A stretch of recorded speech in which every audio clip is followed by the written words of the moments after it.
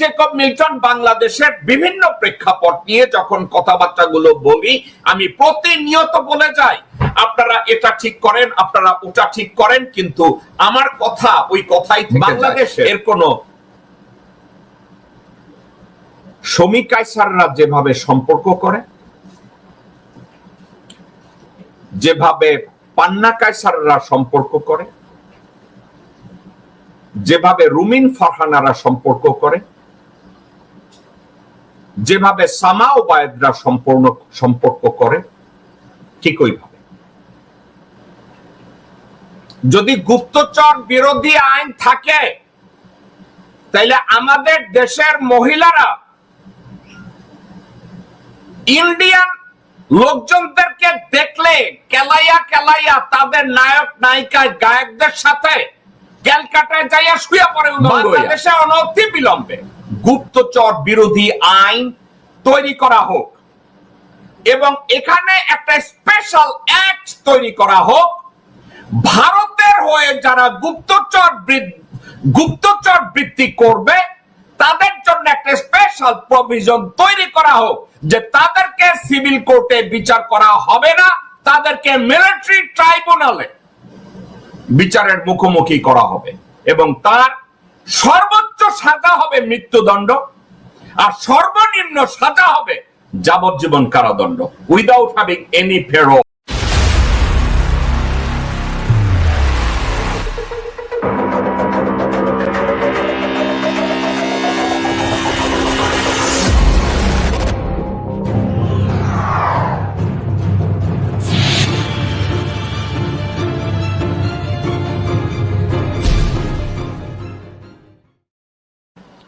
দর্শক কিন্তু এই মুহূর্তে লাইভে যারা আপনারা আমার সাথে আছেন এবং ভবিষ্যতেও এই অনুষ্ঠানটি দেখবেন এবং শেয়ার করবেন, তাদের সবার প্রতি রইল আমার সশ্রদ্ধ সালাম। আসসালামু আলাইকুম ওয়া রাহমাতুল্লাহি ওয়া বারাকাতুহু।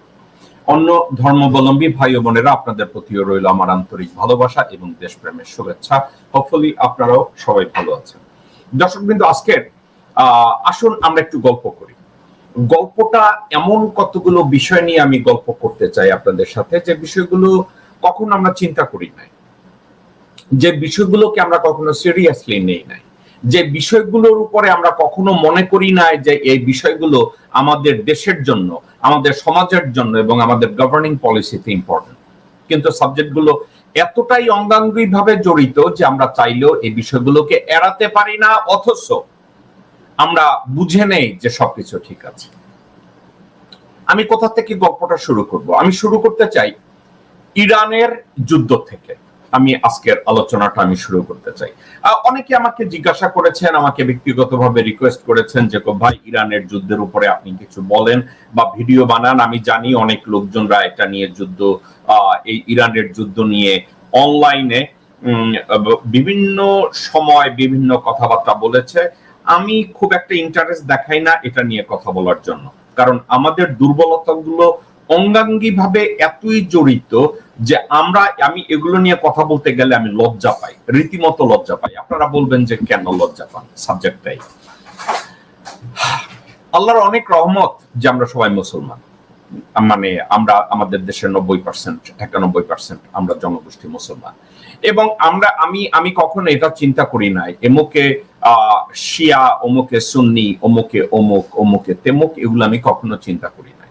আমি মনে মনে বিশ্বাস করি যারা একবার লা ইলাহা ইল্লাল্লাহু মুহাম্মাদুর রাসূলুল্লাহ পড়েছে এবং এটার উপরে মনে প্রাণে সার্বিকভাবে নীতিগতভাবে এই কলেমার উপরে বিশ্বাস রেখেছে, তাকেই আমি ধরে নেই এ আমার ভাই, এ আমার মুসলমান ভাই। আমি সাবজেক্টটা কিভাবে নিয়েছি, কিন্তু আমাদের এই ধর্মের ব্যাখ্যা অপব্যাখ্যা সার্বিকভাবে আপনারা যদি বিবেচনা করতে যান, এমন কতগুলো দিক আছে, এগুলো নিয়ে কথা বলতে গেলে দুইটা জিনিসের জন্য আমি নিজেকে একটু দূরে সরিয়ে রাখি। নাম্বার ওয়ান, আমি আরবি ভাষা জানি না, আমি শুধু পড়তে পারি। ছোট সময় আমার আব্বা আম্মার কাছে আমি কৃতজ্ঞ যে আমাকে কোরআন পড়া শিখাইছে, তো আমি কোরআন পড়তে পারি, আরবি পড়তে পারি, কিন্তু আরবির অর্থ অথবা কোরআনিক আরবির যে গ্রামার এবং ইন্টারপ্রিটেশন এটা সম্পর্কে আমার কোনো ধারণা নেই এবং আমি বুঝিও না। হাদিস এবং কোরআনের আলোকে আমাদের ইসলামের যত বিধি নিষেধ আছে, আদার দেন নামাজ পড়া এবং কোরআন শরীফ পড়া এবং রোজা রাখা, এর চেয়ে বেশি কিছু আমি পারি, আমার মনে হয় না। আমি এটা নিয়ে ঘাটাঘাটি করেছি বা করি নাই। এখন আমাদের ধর্মের ভিতরে থেকে আমাদের ব্যর্থতাগুলো যখন চোখে আঙ্গুল ঢুকায়া দেখানো হয়, আমি জাস্ট রীতিমতো লজ্জা পাই। আর একদিকে মনের একটা কষ্ট আমাকে আঁকড়ায়া ধরে, ওটা থেকে আমি ওভারকাম করতে পারি না। আমাকে অনেকে জিজ্ঞাসা করেছে যে ভাই, ইরান যুদ্ধে কি জিততেছে? এবং আমি অনলাইনে দেখি বেশ কিছু অনলাইনের ভাইরা অত্যন্ত প্রত্যাশী যারা, তারা বলে হ্যাঁ আমরা তেল আবিব উড়াইয়া দিছে, জেরুজালেম উড়াইয়া দিছে, মুখ উড়াইয়া দিছে, আমরা জেতার দ্বার প্রান্তে। বিভিন্ন ইস্যুতে আমাদের ভাইরা মনের সান্ত্বনার জন্য মনের মাধুরী মিশিয়ে অনেক কথা বলে। তাহলে সত্যি কথা কি? সত্যি কথা এই, আমার কথাটায় আপনারা কষ্ট পেন না। আমি যে কথাটা বলি সার্বিক বিবেচনা করলে আমার একটা উত্তর, কোন চুক্তি তাড়াতাড়ি স্বাক্ষরের মাধ্যমে যদি এই যুদ্ধের সমাপ্তি না হয়, ইরানের অবস্থা গাজার চেয়েও খারাপ হবে। আমি এর চেয়ে আর আমি আপনাদেরকে বুঝায়া বলার মতো কোনো কিছু নাই। এখন আপনারা একা একা চিন্তা করেন, ইরান এত শক্তিশালী একটা রাষ্ট্র, এত রিসোর্সফুল একটা রাষ্ট্র, এত ভালো মানুষের একটা রাষ্ট্র, এই রাষ্ট্রে কি করে এত ধ্বংসযজ্ঞ একের পর এক হতে রয়েছে? এত সিক্রেট ইহুদিদের কাছে, আমেরিকার কাছে, ইউরোপিয়ানদের কাছে গিয়েছে। আপনাদেরকে ঠান্ডা মাথায় আমি কথা বলি, আজকের আমেরিকান প্রেসিডেন্ট ডোনাল্ড ট্রাম্প বলে আমরা এক্স্যাক্টলি জানি আয়াতুল্লাহ আলী খামেনি কোথায় আছে, কোন রুমে ঘুমায়, কয়টার সময় ঘুমাতে যায়, সকালবেলা কি ব্রেকফাস্ট করে। আমেরিকানরা স্পাই এজেন্সি এগুলো জানে। আবার পাশাপাশি এটাও জানে যে ইরানের প্রেসিডেন্ট কোথায় থাকে, সেনা প্রধান কোথায় থাকে, রেভলিউশনারি গার্ড আল কুদস এদের প্রধানরা কোথায় থাকে, সশস্ত্র বাহিনীর প্রধানরা কোথায় থাকে, নিউক্লিয়ার সায়েন্টিস্টরা কোথায় থাকে, এগুলো সব তারা জানে। এবং জানে বিধায় তারা এক এক করে তাদেরকে ডিস্ট্রয় করেছে। তাদের ভিতরেও, ইরানের ভিতরেও আমার মতো দুই একজন জেকব মিল্টন ছিল। ইরানে এখন পর্যন্ত আমার মতো দুই চারজন জেকব মিল্টন আছে যে কন্টিনিউয়াসলি সরকারকে হুঁশিয়ার করেছে, তোমরা এইটা ঠিক করো, তোমরা এইটা ঠিক করো, তোমরা এইটা ঠিক করো। আমি জেকব মিল্টন বাংলাদেশের বিভিন্ন প্রেক্ষাপট নিয়ে যখন কথাবার্তাগুলো বলি, আমি প্রতিনিয়ত বলে যাই আপনারা এটা ঠিক করেন, আপনারা ওটা ঠিক করেন, কিন্তু আমার কথা ওই কথাই থেকে, এর কোনো কার্যকারিতা কোথাও দেখা যায় না। কখনো হতাশ হয়ে বলি এই কথাবার্তা বলার আর কোনো কারণ নাই, হয়তোবা আমার এই টক শো আমি হয়তো বাদ দিয়ে দেব।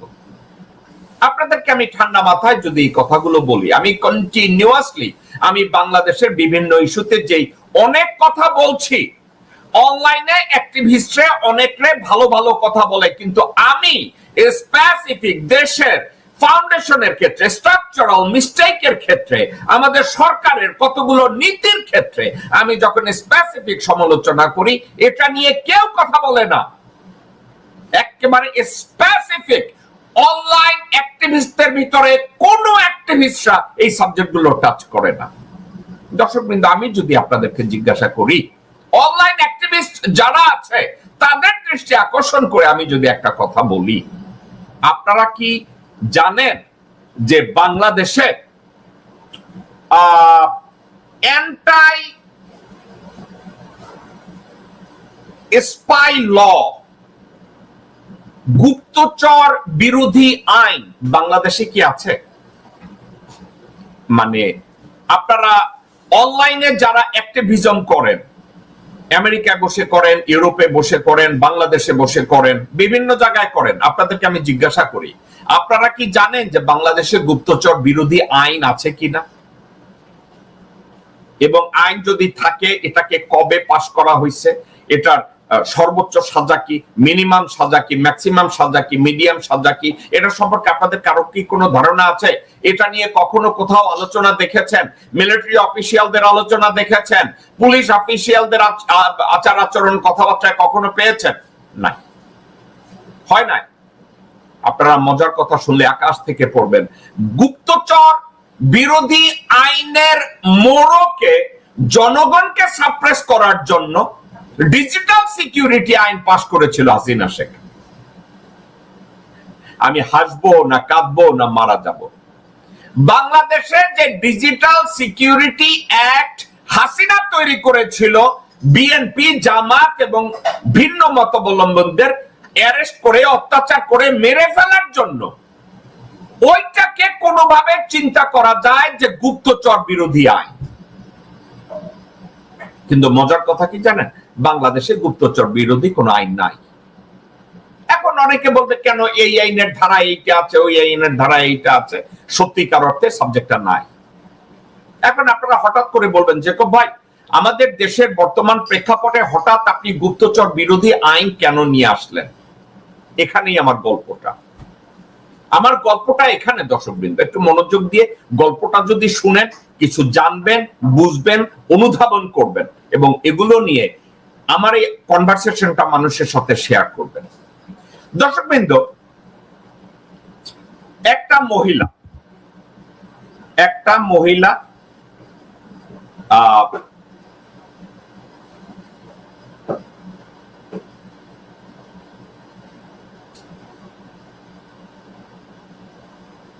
যার নাম ক্যাথরিন পেরেস শাকদাম। ক্যাথরিন পেরেস শাকদাম, আমি এই মহিলার কথা বলছি, আপনাদের আমি ছবিটা দেখাই, দেন আপনারা বুঝবেন।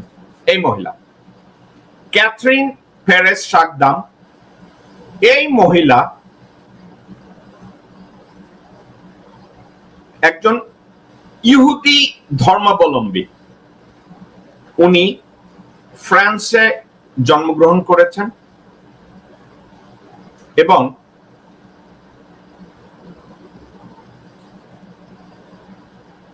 she become journalist. এখন when she become journalist, উনি এক সময়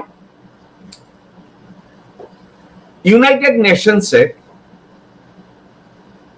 উনি কাজ শুরু করলেন এবং ইউনাইটেড নেশনসে কাজের সুবাদে উনি ইয়েমেনে গেলেন এবং লেখাপড়া যখন উনি করেন এবং সাংবাদিকতা নিয়ে উনি যখন ইয়েমেনে যান, ইয়েমেনে যাওয়ার পরে উনি এক মুসলমানকে উনি বিয়ে করেন এবং এখানে যখন মুসলমানদের সাথে উনি বিয়ে করেন, ওনার দুইটা টার্গেট ছিল। দুইটা টার্গেটের ভিতরে এই ছিল, উনি জানতেন যে হৌতিদেরকে ইরান তাদের প্রক্সি সোলজার হিসাবে ইরান ব্যবহার করে। তার আসল টার্গেট ছিল একটা, ইরানের ইনার সার্কেলে তাকে ঢুকতে হবে।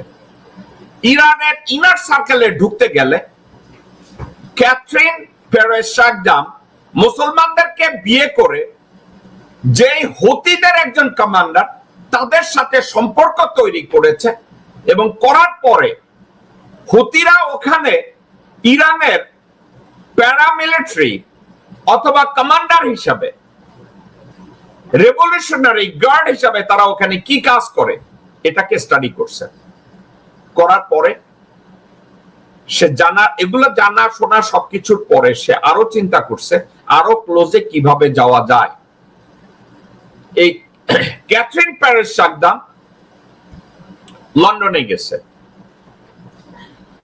লন্ডনে সে স্কুলে লেখাপড়া করা শুরু করেছে।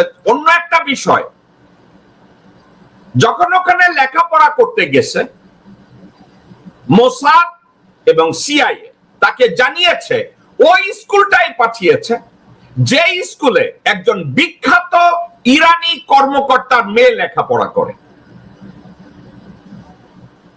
ইরানের কোন বিখ্যাত কর্মকর্তা মেয়ে লন্ডনে লেখাপড়া করে? ইরানের বিখ্যাত কর্মকর্তার নাম ছিল কাসেম সুলেমানি, ইরানের রেভলিউশনারি গার্ডের কমান্ডার। তার মেয়ের নাম জায়নাব সুলেমানি। এই ক্যাথরিন পেরেস সাগদাম ওখানে গিয়ে কার সাথে দেখা করেছে? এই যে ছবি দেখছেন, হাতের ডান পাশে আমার মাউসটা যেখানে যায়, এটা হচ্ছে ক্যাথরিন পেরেস সাগদাম। এবং সেকেন্ড ফ্রম রাইট যাকে দেখছেন, না আমি ভুল বলছি, third from the right and second from the left, এ হলো জয়নাব সুলেমানি, কাসেম সুলেমানির মেয়ে। এখন ক্যাথরিন পেরেস সাগদাম কি করেছে? জয়নাব সুলেমানির সাথে সম্পর্কটা তৈরি করেছে। কিসের সম্পর্ক? বহুত ভালো সম্পর্ক। ঠিক যেভাবে বাংলাদেশের শমী কায়সাররা যেভাবে সম্পর্ক করে, যেভাবে পান্না কায়সাররা সম্পর্ক করে, যেভাবে রুমিন ফারহানারা সম্পর্ক করে, যেভাবে সামা ওবায়েদরা সম্পর্ক করে, ঠিক ওইভাবে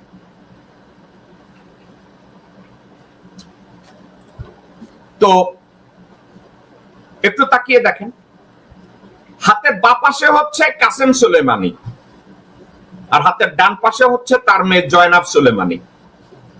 এই কাসেম সুলেমানি ইরানিয়ান রেভলিউশনারি গার্ডের কমান্ডার এবং তার মেয়ে। এখন সুলেমানির সাথে যদি কোনো মেয়ের সম্পর্ক হয়, দর্শকবৃন্দ, সুলেমানির মেয়ের সাথে যদি কোনো মেয়ের সম্পর্ক হয়, তার অ্যাক্সেস কোন পর্যন্ত যাবে? প্রেসিডেন্ট পর্যন্ত যায়, সেনা প্রধান পর্যন্ত যায়, অন্দরমহলের সব মন্ত্রী পর্যন্ত যায়, পুলিশ প্রধানের কাছে যায়। যেতে যেতে 2017 সালে ক্যাথরিন পেরেস সাগদাম ইরানের সর্বোচ্চ নেতা আয়াতুল্লাহ আলী খামেনির সাথে দেখা পর্যন্ত করে। আপনারা কি এখন আমি যখন এই ক্যাথরিন পেরেস সাগদামের ছবিটা দেখাই, আমরা কি তার মুখে আমরা কি কোনো ইবলিস দেখি, কোন শয়তান দেখি, কোন বেঈমান দেখি? দেখি না, রাইট? ঠিক এভাবে আপনারা যখন শমী কায়সারের দিকে তাকান, ঠিক এইভাবে যখন আপনারা রুমিন ফারহানার দিকে তাকান, ঠিক এইভাবে যখন নিপুণ রায় চৌধুরীর দিকে তাকান, ঠিক একইভাবে আপনারা যখন সামা ওবায়েদের দিকে তাকান, এসব বেঈমানদের দেখে আপনাদের কি এই বেটির কথা মনে পড়ে? ক্যাথরিন পেরেস সাগদাম মনে পড়ে? এই বেটি 2017 সালে ইরানের সর্বোচ্চ নেতা আয়াতুল্লাহ আলী খামেনির সাথে দেখা করে। এখন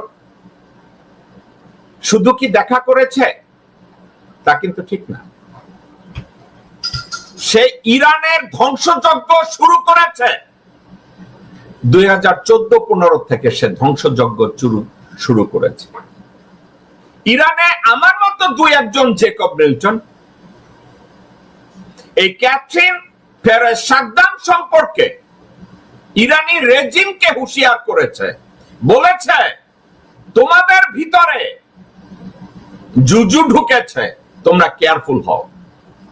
ঠিক আমি যেভাবে বাংলাদেশ সরকার, বিএনপি, জামাত, তাদের সবাইকে আমি হুঁশিয়ার করি যে তোমাদের ভিতরে র ঢুকেছে, মোসাদ ঢুকেছে, রুমিন ফারহানার চেহারা ধরে ঢুকেছে, নিপুণ রায় চৌধুরীর চেহারায় ঢুকেছে, সামাও বাইদের চেহারায় ঢুকেছে, আমি যখন বলি শমী কায়সারের চেহারায় ঢুকেছে, আরো যেসব 2 টাকার নর্তঙ্গী আছে তাদের চেহারায় ঢুকেছে। আমি আপনাদেরকে হুঁশিয়ার করেছি 2017 সালে এই মহিলা ইরানের সর্বোচ্চ নেতার সাথে দেখা করে, সর্বোচ্চ নেতার সাথে দেখা করার পরে গাজায় যখন ইসরায়েলি ইনভেশন শুরু হয়, আপনাদের মনে আছে হামাসের নেতা ইসমাইল হানিয়া কাতারে কথাবার্তা বলে উনি তেহরানে আসলেন। আপনাদের মনে আছে কাতারে উনি মিটিং করলেন, কাতারের আমিরের সাথে মিটিং করে উনি তেহরানে আসলেন। তেহরানে এসে একটা হোটেলে ঢুকলেন। তখন কি হলো আপনারা কি জানেন? এই ক্যাথরিন পেরেজ সাকদাম যেহেতু এই মহিলার বান্ধবী ছিল কাসেম সুলেমানির মেয়ে, রেভলিউশনারি গার্ডের হেড, ওই থ্রুতে জেনেছে ইসমাইল হানিয়া কখন তেহরানে ঢুকেছে, কোন হোটেলে ঢুকেছে, কোন রুমে ঢুকেছে। যখন এই ক্যাথরিন পেরেজ সাকদাম এটা জেনেছে, জানার পরে সেটা পাস করেছে কাকে? মোসাদকে। এবং পিন পয়েন্টে এই ক্যাথরিন পেরেজ সাকদামের ইনফরমেশনের উপরে পিন পয়েন্টে ওই হোটেলের ওই রুমে একটা এয়ার স্ট্রাইক করে। ওই স্ট্রাইকে ইসমাইল হানিয়া শাহাদত বরণ করে। অর্থাৎ ক্যাথরিন পেরেজ সাকদাম জানতেন এক্স্যাক্টলি কোন হোটেলের কোন রুমে ইসমাইল হানিয়া থাকবেন এবং ওখানে থেকেছে, তাকে মেরে ফেলেছে। এই তো। এবার একটু চিন্তা করেন তো, মুজিব অ্যাসাসিনেশনের সময় আমরা শুধু ডালিমরে নিয়ে পইরা আছি, ডালিমরে হিরো বানাইতেছি, রাইট? মুজিব অ্যাসাসিনেশনের মধ্যে আমরা সবাই রাশেদ চৌধুরীরে হিরো বানাই, অন্যান্য লোকজনদেরকে হিরো বানাই, কিন্তু এরা যে ছিল সবাই কামলা, ভারতের কামলা। এটা কি একবার আমরা ফোকাস করেছি? আর ফোকাসের দরকার নাই তো। যে দেশ গত 54 বছরে গুপ্তচর বিরোধী আইন কি এবং এটার সর্বোচ্চ সাজা কি, এটার উপরে কোনো টাস্ক ফোর্স নাই, তো ওই দেশের assassination, Mujib assassination, Zia assassination, Ershad assassination, এটার উপরে মামলা করে কি হবে? আজকের আমি এখানে বসে ইরানের গল্প করছি আপনাদের সাথে, ইসমাইল হানিয়াকে উড়ায় দিল। কে দিল? এই ক্যাথরিন পেরেজ সাকদাম। তার আগেও সে একটা কাজ করেছে যেটা আমি ভুলে গেছি আপনাদেরকে বলতে। লেবাননের যে হিজবুল্লাহ আছে, ইরান সমর্থিত, এই হিজবুল্লাহর হেড হাসান নাসরুল্লাহ, উনিও আসলেন কোথায়? ইরানে, তেহরানে।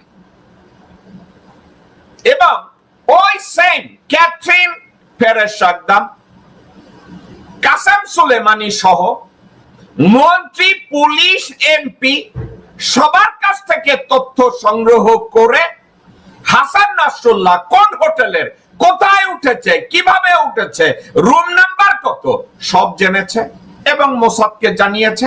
এবং তারা একটা সিঙ্গেল এয়ার স্ট্রাইকে হাসান নাসরুল্লাহকেও সাইজ করে দিছে, মেরে ফেলছে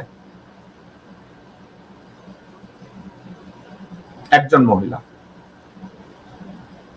এখন কাসেম সুলেমানি কি কখনো চিন্তা করেছে তার মেয়ের স্টুপিডিটির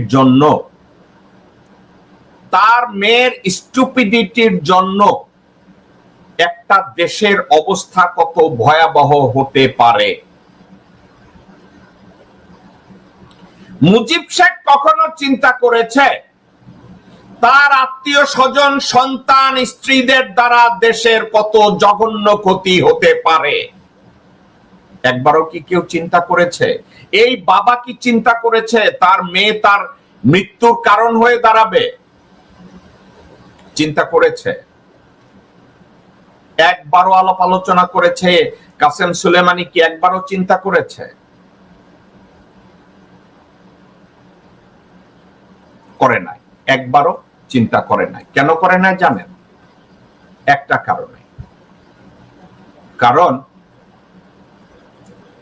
সে চিন্তা করছে কাসেম সুলেমানি হলো supreme commander of the revolutionary guard, তাকে মেরে ফেলেছে।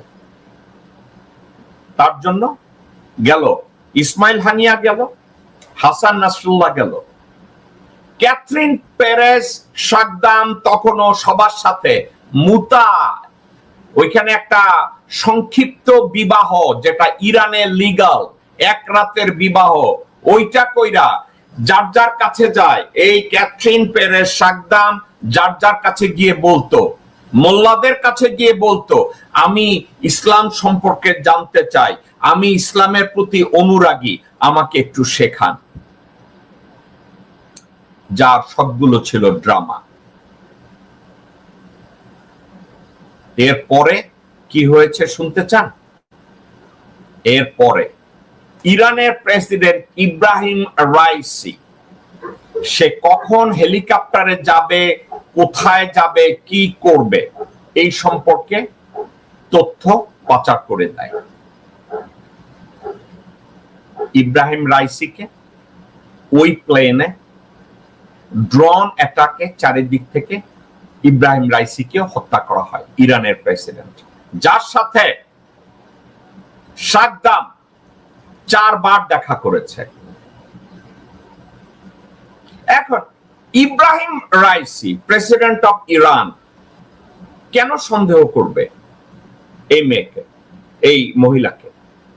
কারণ মহিলা হিজাব পরে, মহিলা হচ্ছে কাসেম সুলেমানির মেয়ের বান্ধবী এবং মুসলমান, এবং ইসলাম সম্পর্কে এত জানে, আরবি জানে, হাদিস জানে, কোরআন জানে, কিন্তু কেউ একবার খোঁচায়া দেখে নাই যে এই মহিলার দাদি নানি ইহুদি, এবং সে ইহুদিদের ব্যাকআপ নিয়ে ইরানে ঢুকছে এবং ইয়েমেন থেকে লন্ডনে গিয়ে কাসেম সুলেমানির মেয়ের সাথে সম্পর্ক তৈরি করছে। তারপরে কাসেম সুলেমানির মেয়ের রেফারেন্সে ইরানে ঢুকে এই কাজগুলো করছে। আচ্ছা দর্শকবৃন্দ, সাবজেক্টগুলো যদি এটা হয়, আপনারা কি একবার চিন্তা করে দেখছেন আমরা বাংলাদেশিরা আমাদের চোখের সামনে যখন রুমিন ফারহানার মতো মহিলারা হাতে ফিতা বাইন্দা আপনাদেরকে বুঝায়, রুমিন ফারহানার মতো মহিলা আপনাদেরকে চোখে আঙ্গুল দিয়া বুঝায় আমি তোমাদের না, হাতে ফিতা বাইন্দা বুঝায় আমি ইসকনের, তারপরেও কি আমরা তাকে ধরে নেই সে মুসলমান, সে আমাদের পক্ষের? তো আপনারা কি কেউ একবার চিন্তা করে দেখেছেন যে রুমিন ফারহানার মতো বেটি, সামা ওবায়দের মতো বেটি, নিপুণ রায় চৌধুরীর মতো বেটি, শমী কায়সারের মতো বেটি, এরা সবাই হতে পারে এবং সবাই হয়তোবা ক্যাথরিন পেরেজ সাকদাম। আমি তো মাত্র 4 জনের নাম বললাম, এ ধরনের কত হাজার ক্যাথরিন পেরেজ সাকদাম আমাদের দেশে আছে। আমরা জিয়াউর রহমানের হত্যার বিচার করতে পারি নাই। এই হত্যার বিচার যে পুলিশ অফিসার চেয়েছে তাকে বিকলাঙ্গ করে আমরা ছেড়ে দিয়েছি, তাকে রিটায়ারমেন্ট পর্যন্ত দেই নাই। ইনভেস্টিগেশন তো দূরের কথা। বেগম জিয়া জাস্ট মেনে নিল যে আমার হাজবেন্ডের বিচার হয়েছে, হত্যার বিচার হয়েছে, উনি জাস্ট মেনে নিলেন। 3 বার ক্ষমতায় গেলেন, একটা বারের জন্য ওনার মনে হলো না যে এর পিছনে কারা আছে, এটার উপরে আমরা একটু বিচার করি, এর উপরে সুষ্ঠু তদন্ত করি। ওনারা একবার মনে করলেন না। জনাব তারেক রহমান একবারও চিন্তা করলেন না যে আমার বাবাকে কিভাবে মারা হলো, কেন মারা হলো। এরশাদ যাদের বিচার করেছে এটা প্রকৃত বিচার না। এরশাদ নিজে ছিল রয়ের গুপ্তচর। এরশাদ নিজে পার্টিসিপেট করেছে ডাইরেক্টলি এবং indirectly. He played the coordinator in assassination of Zia Rahman and Sheikh Mujibur Rahman. আমরা কি একবারও চিন্তা করব না? জিয়া অ্যাসাসিনেশনের সময় বদরুদ্দোজা চৌধুরীকে কি একবার ডেকে জিজ্ঞাসা করা হয়েছে, ইনভেস্টিগেট করা হয়েছে? এরশাদ সাহেবকে কি একবার ইনভেস্টিগেট করা হয়েছে? কোথায়? জনতা টাওয়ার মামলায় যখন এরশাদ সাহেব হাজতে ছিল, বেগম জিয়া এবং বিএনপি সরকার কি একবারও ইনভেস্টিগেট করে তাকে জিজ্ঞাসা করেছে জিয়া হত্যা মামলা নিয়ে? আমি এরশাদ সাহেবের সাথে আমেরিকার হোটেল রুমে জিজ্ঞাসা করেছিলাম তাকে জিয়া হত্যা মামলা নিয়ে কথা জিজ্ঞাসা করা হয়েছে কি না। সে বলছে না। কেন? আমাকে কেন জিজ্ঞাসা করবে? দর্শকবৃন্দ, রিড মাই লিপ। আমি এরশাদ সাহেবকে জিজ্ঞাসা করলাম, did anyone ask you any question in regards to the assassination of Zia Rahman? আমি জিজ্ঞাসা করেছি নিউ ইয়র্কের লাগোডিয়া ম্যারিয়টে। আমি যখন ওনাকে জিজ্ঞাসা করলাম জিয়া হত্যাকাণ্ড নিয়ে আপনাকে কেউ কিছু জিজ্ঞাসা করেছিল কিনা বিএনপি শাসনামলে, উনি অবাক হয়ে আমাকে বলছে আমাকে কেন জিজ্ঞাসা করবে? অর্থাৎ বেগম জিয়া, বিএনপি এবং তারেক রহমান আপনারা ভুলে গেলেন যার জন্য আপনারা প্রধানমন্ত্রী, যার জন্য আপনারা সম্মান পাচ্ছেন, যার নাম বিক্রি করে আপনারা রাজনৈতিক দল করছেন, ওই লোকটাকে মেরে ফেলেছে। আপনারা একবারও চিন্তা করেন নাই ওই লোকটা সম্পর্কে, মৃত্যুটা কেমনে হলো, কেন হলো, একবারও চিন্তা করেন নাই। দর্শকবৃন্দ, ক্যাথরিন পেরেস সাকদাম যখন ইনফরমেশন দিল কখন ইরানি প্রেসিডেন্ট রাইসি হেলিকপ্টারে ফ্লাই করবে, এই হেলিকপ্টার কোন দিক থেকে কোন দিকে যাবে, কোথায় যাবে, তাকে ক্যারি করা প্লেন, সব ইনফরমেশন দেওয়ার পরে তাকে অ্যাসাসিনেট করা হলো। এরপরে জয়নাব সুলেমানি তার কাছ থেকে তার বাবার স্পেসিফিক ইনফরমেশন নিয়ে,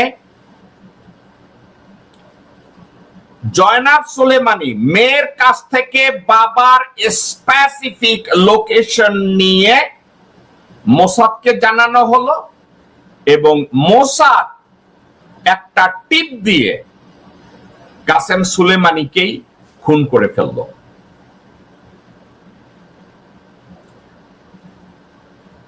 খুন করে ফেলেছে। তাইলে যেই মেয়ে এই ঘরের শত্রু বিভীষণকে ঘরে ঢুকিয়েছে এবং বাবা কাসেম সুলেমানি মেয়ের এই বান্ধবীর উপরে কোন ইনভেস্টিগেট ছাড়া, জানা সত্ত্বেও যে ইহুদি বংশোদ্ভূত, তাকে একবার ইনভেস্টিগেট করে নাই, তাকেও মেরে ফেলেছে।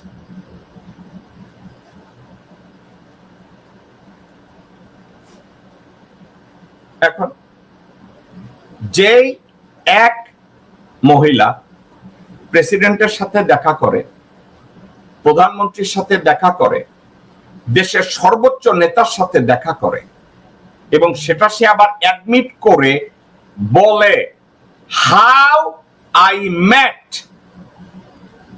The supreme leader. সে খুব গর্ব করে বলেছে, how I infiltrated the Tehran regime and met the Ayatollah. এটাই ছিল লাস্ট হুররা। তো এক ব্যক্তি কাকে কাকে মারাইছে? ইসমাইল হানিয়া, হাসান নাসরুল্লাহ, ইব্রাহিম রাইসি এবং কাসেম সুলেমানি, সবাইকে মারাইছে। আপনারা বলবেন এটা ভুল। না, এটা ভুল না। আপনারা নেপোটিজম, স্বজন প্রীতি, এটাকে বলি না আমি মাঝে মাঝে?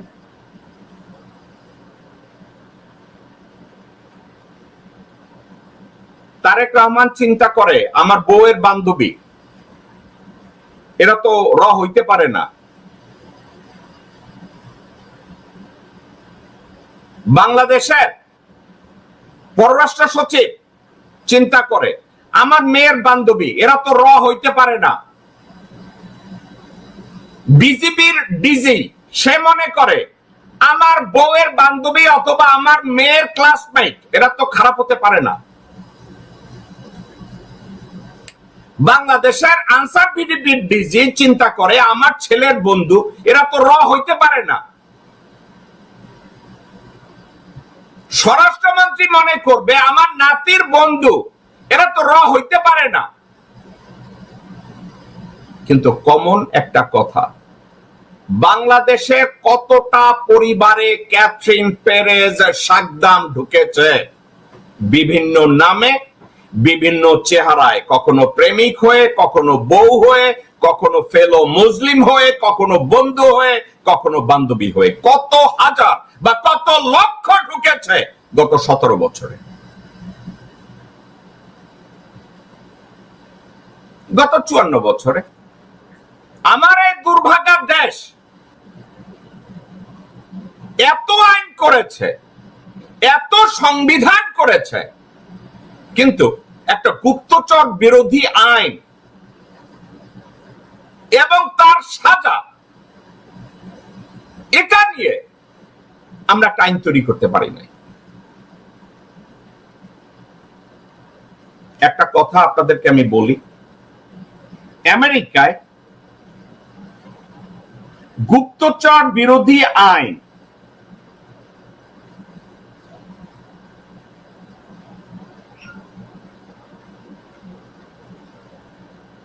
আমেরিকায় গুপ্তচর বিরোধী আইন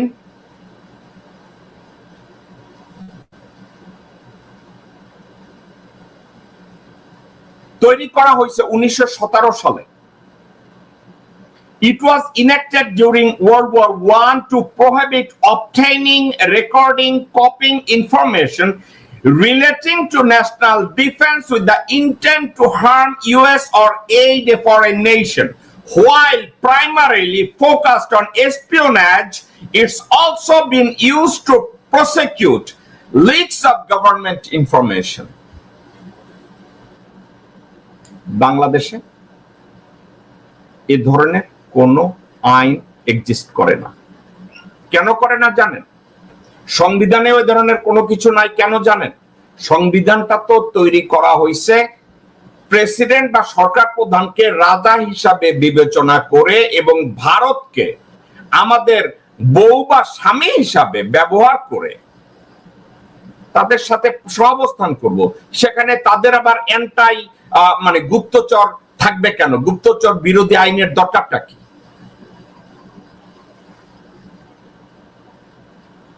যদি গুপ্তচর বিরোধী আইন থাকে তাহলে আমাদের দেশের মহিলারা ইন্ডিয়ান লোকজনদেরকে দেখলে কেলাইয়া কেলাইয়া তাদের নায়ক নায়িকা গায়কদের সাথে ক্যালকাটায় যাইয়া শুয়ে পড়ে উলঙ্গ হইয়া।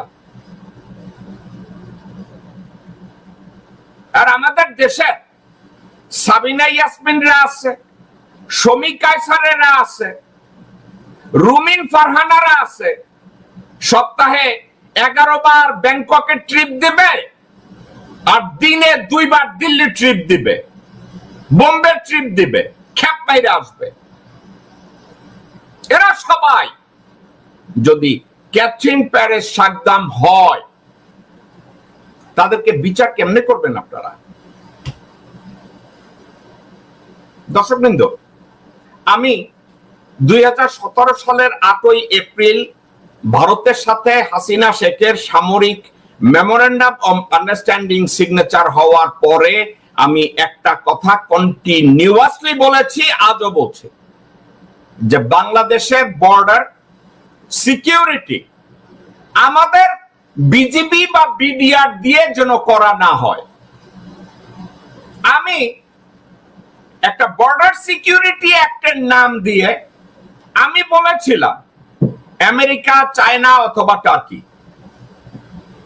যে কোনো একটা দেশকে আমাদের বর্ডারের দায়িত্ব দেওয়া হোক। আমি বলছিলাম একটা কারণে, আমার বলার কারণ ছিল আমি মনে করি না যে বাংলাদেশের বর্ডার নিয়ে ভারতের সাথে যুদ্ধে লিপ্ত হওয়া আমাদের দেশের কোনো ভাইটাল ইন্টারেস্ট আমি মনে করি না। ওয়ারাস আমাদের বর্ডারকে যদি সিকিউর করা যায়, আমার কাছে যদি সিদ্ধান্তের দায়ভার দেওয়া হয়, আমি চায়নাকে পিক করব। একটা কারণে, China will never show any mercy to Indian origin. Chinese red আর্মিকে যদি আমাদের বর্ডারে দেওয়া হয় নিরাপত্তা চুক্তির মাধ্যমে, চায়না কোনদিনই বাংলাদেশের সভরেন্টির উপরে হাত দিবে না। চায়না কোনদিন বাংলাদেশের জমি চায় না। চায়না বর্ডারে যদি গার্ড দেয়, তাইলে বাংলাদেশের বর্ডার গত 54 বছরে আমরা সিকিউর করতে যতটা সফল হয়েছে তার 14 গুণ সফল চাইনিজ রেড আর্মি হবে। এবং চাইনিজ রেড আর্মি যদি বাংলাদেশের বর্ডারে থাকে, তাইলে ভারত কখনোই ভারতীয় চোরা কারবারি অথবা বাংলাদেশি চোরা কারবারি কেউ ওখানে ইনফিলট্রেট করতে পারবে না। এবং চাইনিজ রেড আর্মি বাংলাদেশের বর্ডারে ভারত যদি কোনো কিছু করার চিন্তাও করে, চায়না ফাইট করবে। আমাদের সোলজারদের চায়নার সাথে যুদ্ধে লিপ্ত হওয়ার কোনো কারণ নাই। আমাদের এত কোমর ভাঙার দরকার নাই। আমরা ততদিনে নিজেদেরকে স্বয়ং সম্পূর্ণ করতে পারবো। আমার এই নীতিমালা নিয়ে আমেরিকান জেনারেলদের সাথে কথা হয়েছে, সিকিউরিটি এক্সপার্টদের সাথে কথা হয়েছে, ইউনাইটেড নেশনস এর 2 জন এক্সপার্টদের সাথে কথা হয়েছে। আমেরিকানদের সাথে যখন কথা বলছি, তারা বলছে এই তো ইউএস মেরিন তো গার্ড দিতে পারে। ওকে, আমেরিকানরা বিশ্বাস করা যায় না, গুড, চাইনিজ রেড আর্মি ওখানে থাকুক। এটা নিয়ে অনলাইনের যারা যারা অ্যাক্টিভিজম করে কেউ কথা বলবে না, টাচও করবে না। আপনি দেখেন না অনলাইনে যারা 5 মিলিয়ন 6 মিলিয়ন সাবস্ক্রিপশন নিয়ে খুব গর্বের সাথে কথা বলে, আমি প্রথম বলছি ওইটা করছি সেইটা করছি, এদের কেউ শাহ আলমরে নিয়ে কথা কয় না। বসুন্ধরার ভূমিদস্য শাহ আলমের ধারেও পারা যায় না, কারণ এরা সকালে ঘুম থেকে উঠে শাহ আলমের 1 কাপ মুদ খায়। এখন শাহ আলমের মূত্র পান করার জন্য এরা শাহ আলমরে নিয়ে কোনো ভিডিও বানাবে না। আর এরা ব্রেকফাস্ট করে শাহ আলমের একটু গু, এর সাথে আবার কচু খেতিরাও আছে। এই গ্রুপে যদি আপনি বলেন বাংলাদেশের সিকিউরিটি, এই যে আমি সীমান্তে আমি বললাম যে বাংলাদেশের বিজিবি যদি থাকে, বিজেপি বাহাদুরি করতে পারবে, বিজেপি ভারতের সাথে চিল্লাচিল্লি করতে পারবে, আমি জানি পারবে, ভারতের সাথে ফাটাফাটি করতে পারবে, কিন্তু তাতে একটা জিনিস হবে, ভারতের সাথে বাংলাদেশ সরাসরি কনফ্রন্টেশনে জড়ায় যাবে। আমি এটা চাই না। কেন চাই না? কারণ বাংলাদেশের আর্ম ফোর্সেস সার্ভিসেস ভারতের সাথে সামনাসামনি সরাসরি কনফ্রন্টেশনে গেলে বাংলাদেশের ইকোনমিক ইন্টারেস্ট ডাউনসাইজ হবে। আর ওখানে যদি চাইনিজরা দাঁড়ায় থাকে, তাদের রিসোর্স দিয়ে তারা ভারতকে ঠেকায় দিবে, তাতে আমাদের সেনাবাহিনী তারা তাদের প্রফেশনালিজম দিয়ে তারা তাদেরকে আরো শক্তিশালী করতে পারবে, রিসোর্স পুল করতে পারবে 25 বছর পরের জন্য। কোন সময় যদি ভারতকে আমাদেরকে কনফ্রন্টেশনে যেতে হয়, তখন আমার বাহিনী তৈরি থাকবে। কিন্তু এই মুহূর্তে বর্ডারে গিয়ে তাদের সাথে কনফ্রন্টেশনে জড়ানোর আমাদের কোনো কারণ নাই। এটা নিয়ে অনলাইন অ্যাক্টিভিস্টরা কথা বলবে না, এটা নিয়ে আমার দেশের জেনারেলরা কথা বলবে না, এটা নিয়ে আমার দেশের রাজনীতিবিদরা কথা বলবে না, আমাদের বাংলাদেশের গুপ্তচর বিরোধী আইনের প্রয়োজনীয়তা নিয়ে অনলাইন অ্যাক্টিভিস্টরা কথা বলবে না, রাজনীতিবিদরা কথা বলবে না, মিলিটারি অফিসিয়ালরা কথা বলবে না। কারণ একটা, আমি বলে যাব দেশের 2 জন প্রেসিডেন্ট মারা গেছে, দেশের লোকজনদেরকে গুম করা হয়েছে, বেডিরা লাল ফিতা বাইন্দা দেখাই দিতেছে যে তোমরা গোলালু, আমি তোমাদের না, আমি ক্যাথরিন পেরেস সাকদাম, তোমরা আমারে কিছু করতে পারবা না, আমি বঙ্গভবনে গিয়া চুপ্পুল্লাকে দেখা করব, সেনা ভবনে গিয়া মির্জাফর ওয়াকারুজ্জামানের সাথে দেখা করব, তোমরা আমারে টাচও করতে পারবা না। ঠিক ইরানের মতো। আমার দেশটা কিভাবে রক্ষা হবে রে ভাই? আমি আপনাদেরকে বলছি, বাংলাদেশের হায়ার অফিসিয়ালদের, সামরিক এবং বেসামরিক, তাদের ছেলেপানরা কার সাথে মিশে, তাদের বউ কাদের সাথে ডেটিং এ যায়, কাদের সাথে দিল্লিতে, বোম্বেতে, ক্যালকাটায় শপিং এ যায়, আপনারা কি কেউ জানেন? রুমিন ফারহানা ভারতে কতজন বয়ফ্রেন্ড আছে যাদের সাথে প্রতি ঘন্টায় ঘন্টায় গিয়ে দেখা করে, এটা কি আপনাদের কারো কোনো ধারণা আছে? আপনারা কি জানেন এগুলো? এগুলো নিয়ে কথা বলেছেন, আলোচনা করেছেন? করেন নাই তো। অনলাইন অ্যাক্টিভিস্ট আপনারা বসে আছেন, কে কার ফোনে সেক্স করার গল্প করবে ওইটা লিক করার জন্য। মনে হইতেছে এই অনলাইন অ্যাক্টিভিস্টদের কাম হইছে বেশ্যাবৃত্তি, বিকৃত যৌন টেলিফোন কল এগুলা লিক করা, এটাই যেন তাদের একমাত্র দায়িত্ব। যারা এইসব লিক টিক করে তাদের কেউরে কখনো একটা পলিসির উপরে জিজ্ঞাসা করছেন যে তোমরা তো ওই কোথাকায় কার ফোনে কারে বিকৃত যৌন কথাবার্তা কইছে, এগুলা লিক করার বাইরে কোনো একটা পলিসির উপরে তোমরা কি কোনো কথাবার্তা বলতে পারো? বলতে পারবে না।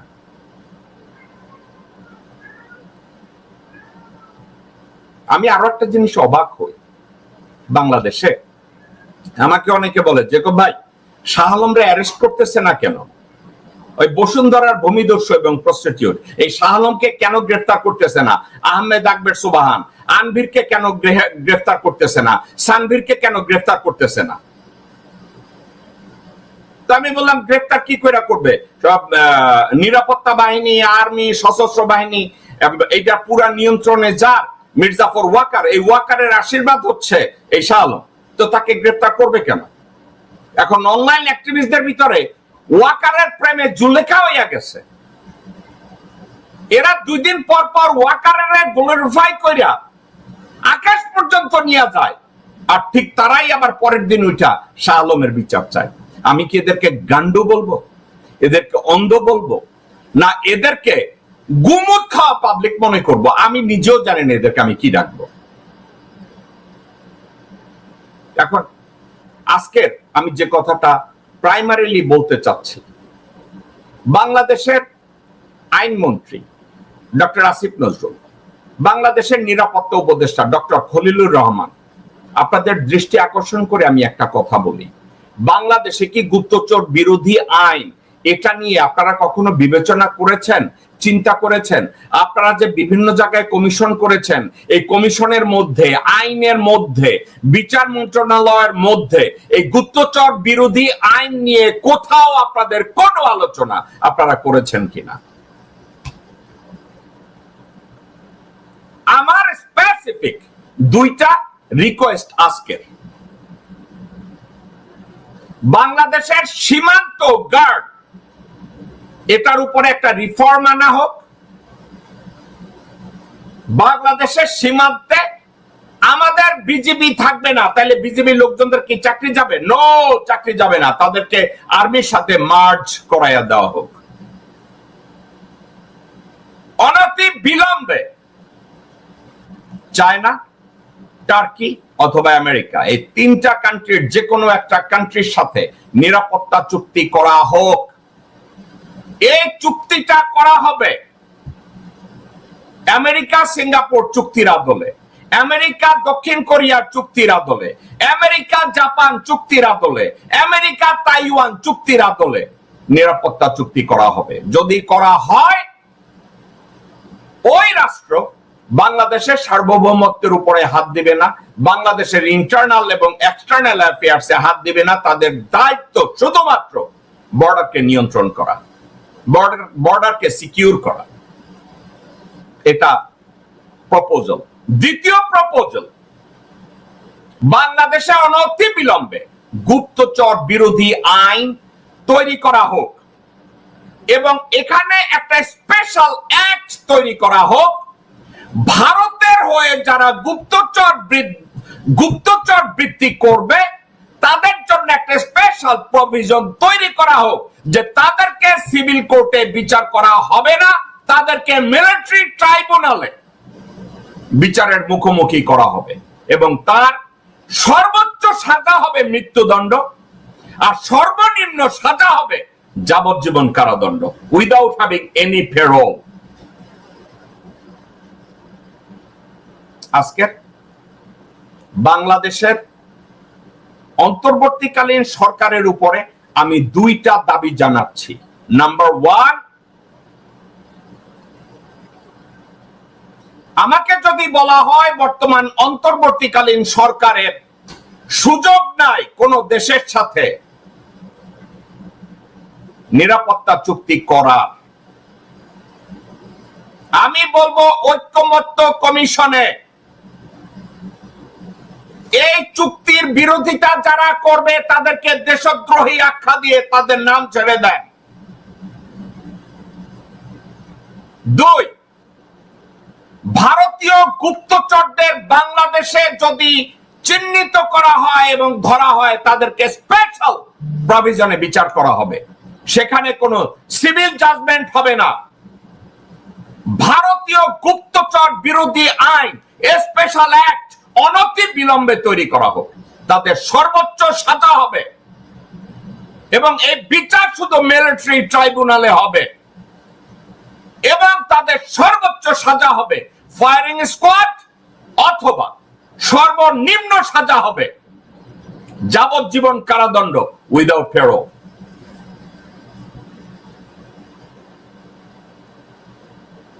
এবং বাংলাদেশের সরকার, আমি স্পেসিফিক সকল রাজনৈতিক দল এবং বর্তমান অন্তর্বর্তীকালীন সরকারের দৃষ্টি আকর্ষণ করে বলছি, অ্যাট লিস্ট আপনাদের মুখ থেকে যদি এটা বেরোয় যে নেক্সট 48 ঘন্টার মধ্যে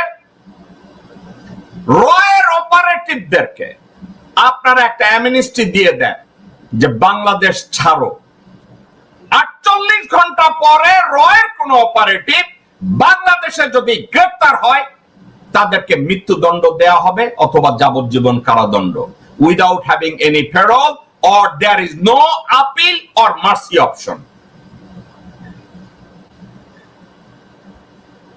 এটা যদি করা না হয়, বাংলাদেশের ঘরে ঘরে আশ্রয় নেবে ক্যাথরিন প্যারেস সাকদামের মতো মহিলারা।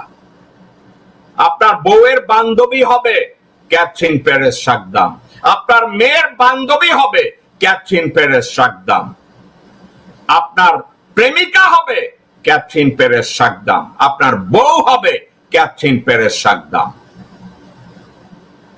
এবং ইরান তবু এতদিন সার্ভাইভ করেছে, আমরা ওই সার্ভাইভালের কাছেও থাকব না।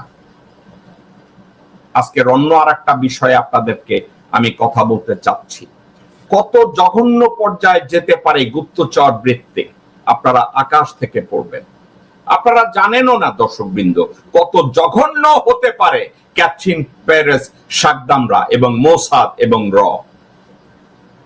আপনারা জানেন আমেরিকান তৎকালীন প্রেসিডেন্ট জন এফ কেনেডিকে অ্যাসাসিনেট করা হয়েছে। এতদিন প্রচার করা হয়েছে রাশিয়া তাকে মেরেছে, কিন্তু সত্যিকারের কিছু তথ্য বেরিয়ে আসছে।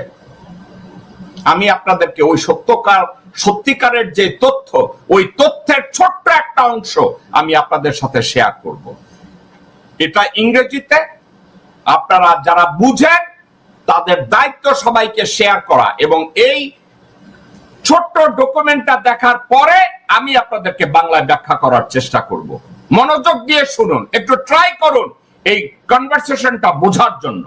Mossad killed President Kennedy. Now we know this from historians who studied the years 1961 through 1963 during the Kennedy administration. President Kennedy was intent on stopping any kind of nuclear proliferation. And when he found some evidence from his intelligence agency, from the CIA, that Israel was developing a nuclear weapon, he demanded answers, he demanded transparency. And the prime minister at the time in Israel was Ben-Gurion, and he would send emissaries, and Ben-Gurion would try to resist, ignore, until he received a letter which was basically an ultimatum back in April 1963. In that letter, Kennedy said that he needs an answer by June. He needs a firm answer, a clear answer, whether or not, because they were denying that they were pursuing a nuclear weapon, whether or not they are developing a nuclear weapon in Dimona.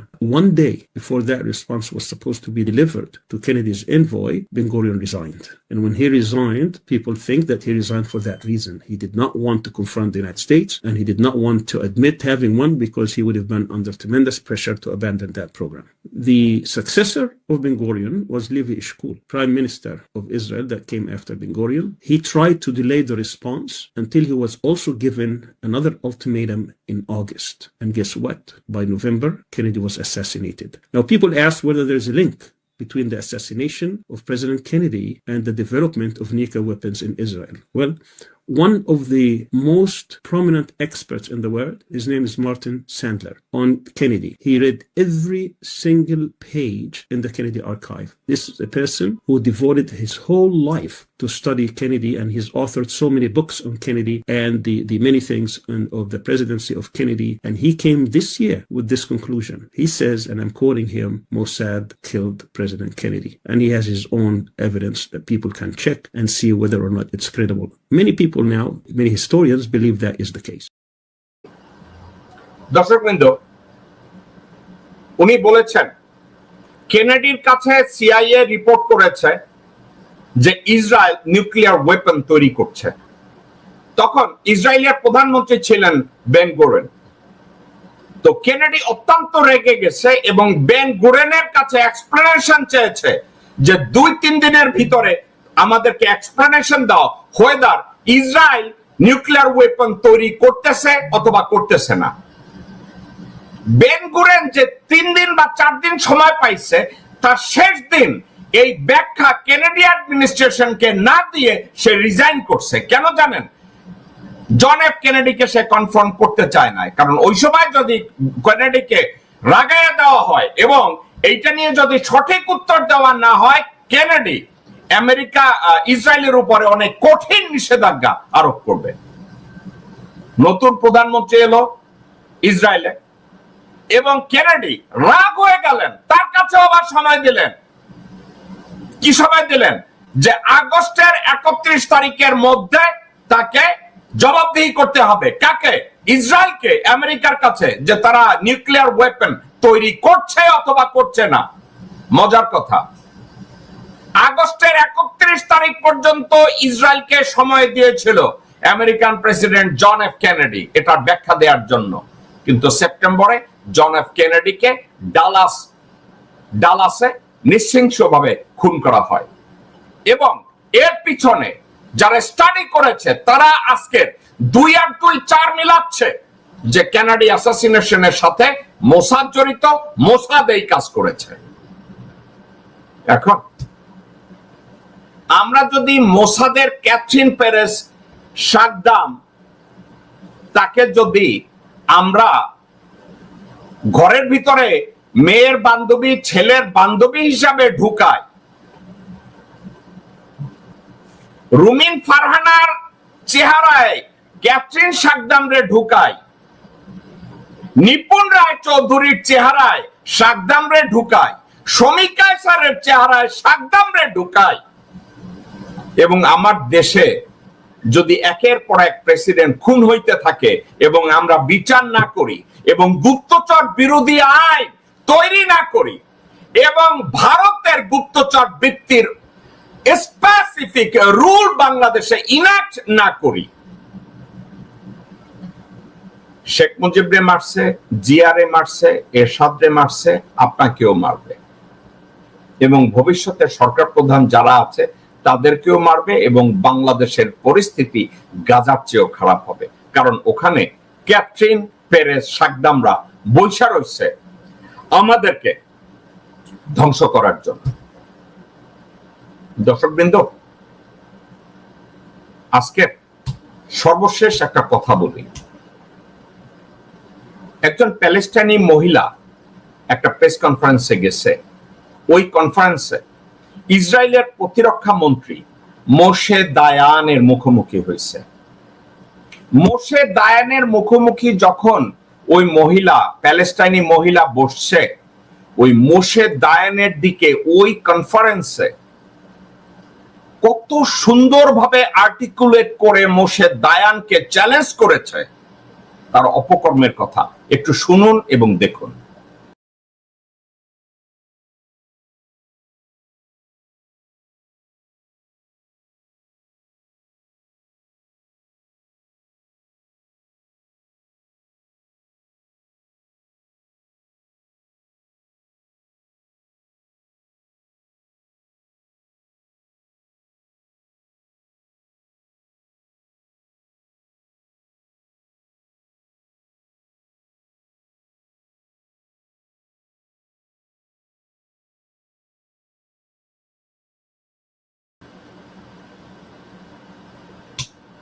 ভদ্রমহিলা Moshe দায়ানকে বলছে যে তুমি আর্জেন্টিনায় জন্মাইছো, তোমার family আসছে Ukraine থেকে, আর সেই তুমি প্যালেস্টাইনে এসে দাবি করছো আমার জমির উপরে, আমার পানির উপরে, আমার খাদ্যশস্যের উপরে তোমার অধিকার আছে।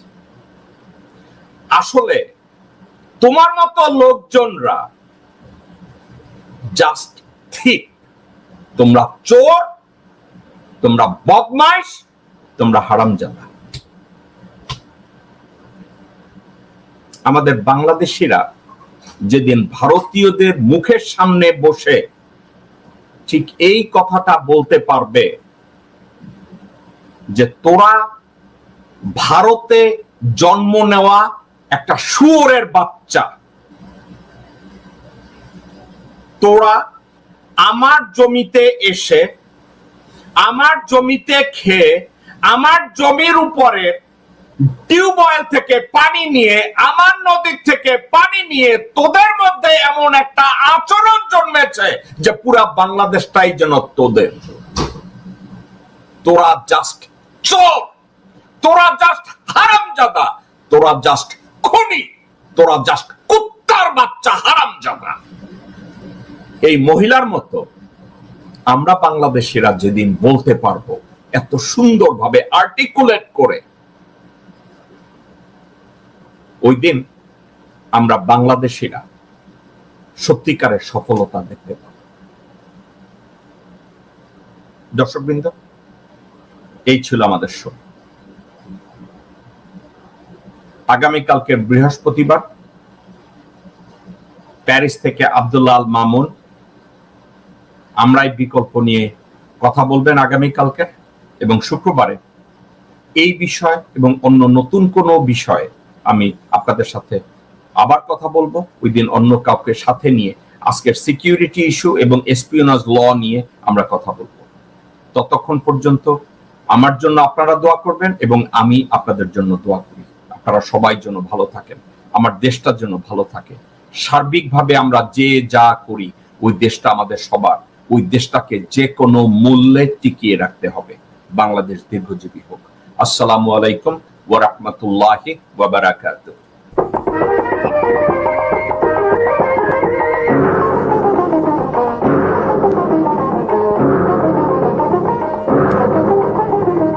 কারা রইল বোকাপাট, কারা রইল বোকাপাট, ভেঙে ফেল কর রেল পাট, রক্ত জমাট শিকল পুজোর ভাষণ বেদি।